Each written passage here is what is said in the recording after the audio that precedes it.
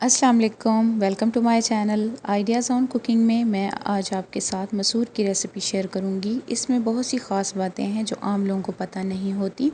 बहुत से एक्सपर्ट लोग भी मसूर बनाते हैं तो उनके प्याज और जो टमाटर हैं वो खड़े खड़े रहते हैं, जो कि बिल्कुल भी अच्छे नहीं लगते। और मैं आज ऐसी रेसिपी बताऊँगी जिसमें ऐसा कुछ नहीं होगा। तो चलिए रेसिपी को बनाना शुरू करते हैं। इसके लिए हमने 1 कप मसूर लिए हैं। पंजाबी में इनको मसर भी कहते हैं।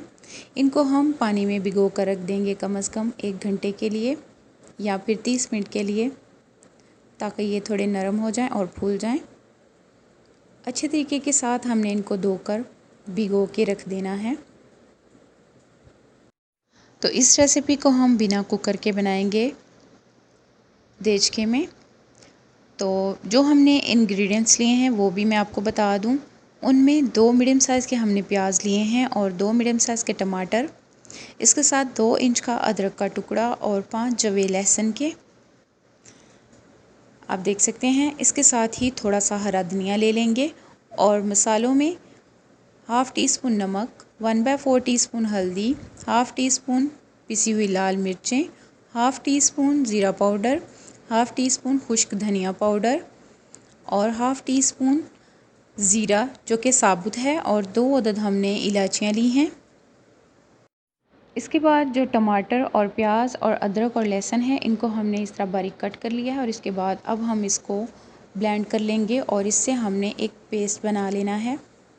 इन सारी चीज़ों को ब्लेंड करके देखें इस तरीके के साथ। इधर हमारे जो मसूर हैं ये भी फूल चुके हैं, आप देख सकते हैं। इनको रखे हुए 30 मिनट हो गए थे। अब हम इनको बनाना शुरू करते हैं। इसके लिए एक हम देचका ले लेंगे और इसमें हम ऑयल शामिल करेंगे तकरीबन 4 से 5 टेबलस्पून। इसके बाद अब हम इसमें ये जो ज़ीरा और 2 इलायचियाँ हमने ली थी ये ऐड करेंगे। इनको हमने भून लेना है जब तक कि इससे खुशबू नहीं आना शुरू हो जाती। तो माशाल्लाह से बहुत ही ज़बरदस्त सी इससे खुशबू आ रही है और आप देख सकते हैं इनका जो कलर है वो भी चेंज हो चुका है। इसके बाद अब हम इसमें ऐड करेंगे जो कि हमने प्याज का, टमाटर का, अदरक और लहसुन का पेस्ट बनाया था। इसे ऐड करने के बाद इसे हमने अच्छे तरीके के साथ भूनना है ताकि इसका जो कच्चापन है वो ख़त्म हो जाए। इसके साथ ही हम इसमें जो मसाले हैं वो शामिल कर देंगे और इसको हम भूनेंगे तब तक जब तक कि इसके ऊपर ये जो ऑयल है ये आना शुरू नहीं हो जाता। 2 से 3 मिनट हम इसको इसी तरीके के साथ 2 से 3 मिनट हम इसको इसी तरीके के साथ भूनेंगे इन मसालों के साथ। और आपको मैं बता दूं, अगर आप ये मसूर जो हैं ये कुकर में बना रहे हैं तो फिर 5 से 6 मिनट के लिए आप कुकर को लगाएं तो परफेक्ट आपके ये जो मसूर हैं वो तैयार हो जाएंगे। इधर आप देख सकते हैं जो मसाला है वो भी अच्छे तरीके के साथ भुन चुका है और इसके ऊपर ये जो ऑयल है ये भी आ चुका है। आप इन मसूर को अगर देसी घी में बनाएं तो बहुत ही ज़्यादा मज़े के बनते हैं, लेकिन मैं इधर ऑयल में बना रही हूँ। मसाला हमारा भुन चुका है। अब हम इसमें ऐड करेंगे मसूर। तो जैसा कि आप देख सकते हैं मसूर हमने इसमें ऐड कर लिए हैं। अब हम अच्छे तरीके के साथ चम्मच चला लेंगे और इनको मिक्स कर लेंगे। आप देखिएगा ये कितने मज़ेदार, मुलायम और क्रीमी बनेंगे। अब हम इसमें पानी शामिल करेंगे। 1 कप हमने मसूर लिए थे तो 3 कप हम इसमें पानी ऐड करेंगे। देखिए पानी जो है इसको हमने ऐड कर लिया है। पानी को ऐड करके अब हम इसे ढककर पकाएंगे। उससे पहले एक बार चम्मच चला लेंगे।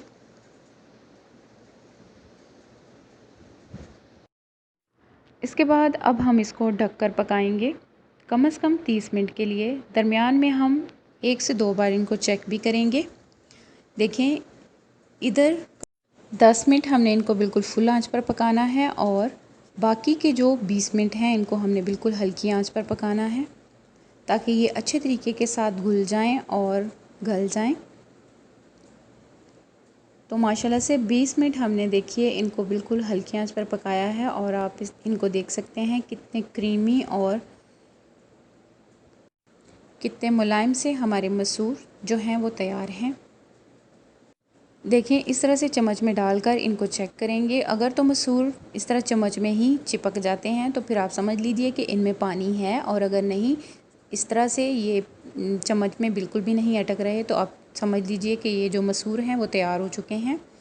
इसके बाद अब हम इसके ऊपर थोड़ा सा हरा धनिया ऐड करेंगे और इसके साथ ही थोड़ा सा बारीक कट करके अदरक ऐड कर लेंगे। अगर आपको अदरक का टेस्ट पसंद नहीं तो आप हरी मिर्चें वगैरह भी ऐड कर सकते हैं, अदरक का टेस्ट बहुत ही अच्छा लगता है। तो तैयार हैं हमारे मज़ेदार मसूर। अब हम इनको सर्व करेंगे। उसके लिए हमने एक बाउल लिया है और इसमें हम इनको ऐड कर लेंगे। माशाल्लाह से बहुत ही क्रीमी और मुलायम मुलायम से हमारे मसूर तैयार हैं। उम्मीद करती हूँ कि मेरी आज की ये रेसिपी आपको ज़रूर पसंद आई होगी। अगर आपको अच्छी लगी हो तो मेरे चैनल को सब्सक्राइब कीजिए, लाइक कीजिए और अपने फ्रेंड्स एंड फैमिली के साथ शेयर कीजिए। तो मिलते हैं इस तरह की और मज़े की और आसान रेसिपीज़ के साथ। अपना बहुत सारा ख्याल रखिएगा और मुझे दुआओं में याद रखिएगा। अल्लाह हाफ़िज़।